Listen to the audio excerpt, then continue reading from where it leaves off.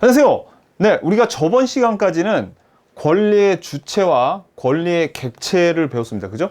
자, 근데 이번 시간부터는 이제 권리 변동, 법률행위, 의사표시를 배울 건데, 이번 시간에는 요 5장 중에 1절을 배울 거고요. 그 다음에 다음 시간에 2절을 배울 건데, 이걸 아셔야 돼요, 여러분들. 자, 지금 우리가 권리의 주체와 권리의 객체를 배웠죠. 그럼 권리의 주체가 어떤 권리의 객체, 예를 들면 부동산을 놓고 한 사람이 사겠다, 한 사람은 팔겠다라는 의사표시가 일치해서 법률행위가 계약이죠. 이렇게 법률행위가 성립이 되면, 계약이 성립이 되면 그 결과로 권리 변동이 일어나거든요. 그래서 우리가 의사표시 법률행위 권리 변동 순으로 배우는 게 아니라 이걸 역순으로 좀 배워야 됩니다. 역순으로. 그 이유는 배우다 보면 알아요. 그래서 오늘은 이 권리 변동이 뭘 의미하는지를 배워야 되는데, 이번 시간하고 다음 시간에 배우는 내용은 이 내용 자체로 중요한 게 아니라 앞으로 이제 6장부터 배워야 될 내용들의 기본이 되는, 기초가 되는 그런 내용입니다.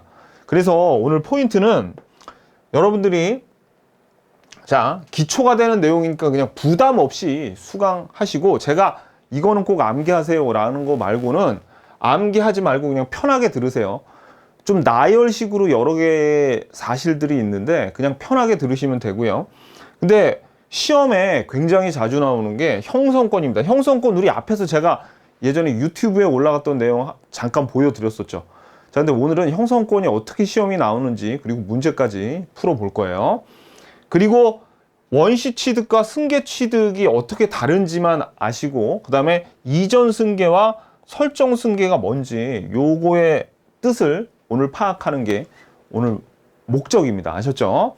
자, 그럼 기본서 89페이지 펴시면 6장 권리 변동이라고 나오고 권리 변동의 의의라고 나오죠. 그죠? 그럼 여기 권리 변동이란 권리의 발생, 취득, 변경, 소멸을 말한대요. 그럼 이게 뭘 의미하는지 지금부터 한번 교환을 통해서 한번 볼게요.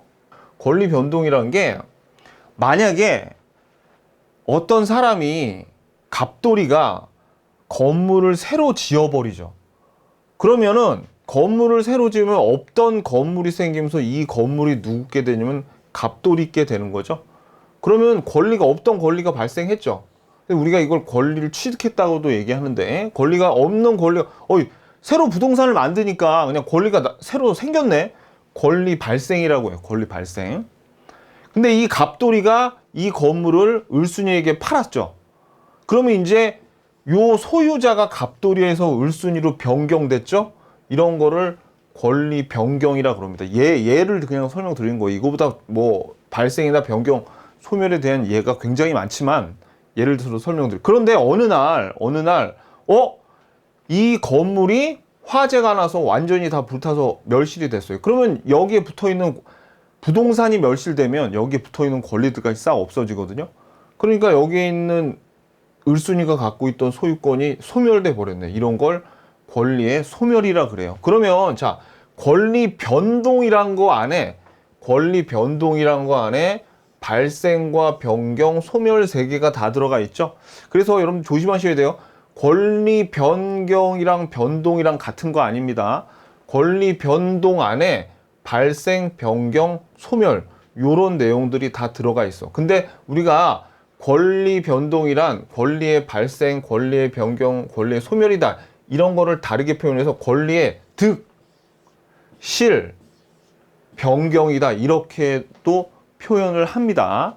근데 여러분들한테 제가 이 권리의 발생, 변경, 소멸을 그냥 예를 보여드리기 위해서 이렇게 따로 말씀을 드렸잖아요. 근데 얘네 셋이 항상 이렇게 따로따로 구분되어 있지 않아요. 이건 관점에 따라서 하나의 어떤 권리가 바뀔 때, 권리 변동이 있을 때 이 세 개가 그냥 다 나타나는 게 일반적입니다. 예를 들어서 한번 제가 설명을 드릴게요. 자, 봐봐요. 여기 갑돌이라는 애가 을순이한테 요 건물을 팔았죠. 그러면 갑돌이 입장에서는 자기가 가지고 있는 이 건물의 소유권이 누구한테? 을순이한테 넘어가면서 갑돌이가 가지고 있는 소유권은 소멸하죠. 권리의 소멸이 일어났네. 근데 을순이 입장에서는 이제 갑돌이한테 돈 주고 요 건물을 샀으니까 이 건물의 소유권이 을순이께 되는 거죠. 그럼 을순이 입장에서는 이거는 이 권리의 취득이 되는 거예요. 취득. 발생. 취득이 되는 거죠. 자, 하지만 제3자가 딱 봤을 때, 소유권자가 갑돌이에서 을순이로 변경이 됐네. 라고 변경의 관점에서 볼 수도 있죠.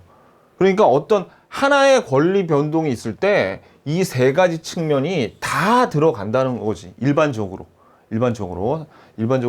이런 것들이 다 같이 나타나거나 따로 나타나거나 그렇습니다. 그러니까 얘네들을 칼처럼 무자르듯이 이렇게 자를 수는 없다는 얘기입니다. 다 같이 나타난다는 얘기예요. 자, 볼게요.